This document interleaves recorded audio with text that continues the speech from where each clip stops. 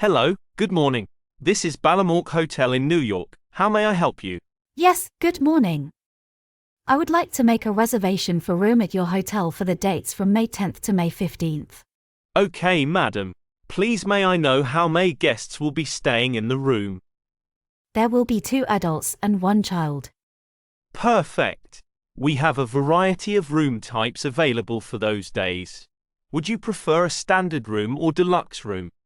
Can I know the rate of the deluxe room? Let me check room rates for you. The rate for deluxe room for your selected dates is $200 per night. Okay, does it come with the view? Yes. Our deluxe room offers a beautiful view of the city skyline. You will love it. Could you also tell me if there are any special offers or promotions currently available?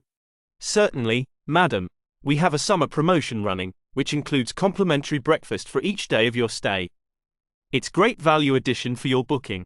That's fantastic. I think deluxe room would be great for us. Please include the breakfast offer in my reservation. Okay, madam. May I have your name, please? My name is Sarah. Thank you, Mrs. Sarah. Could you also provide contact number and email address for the reservation? Certainly.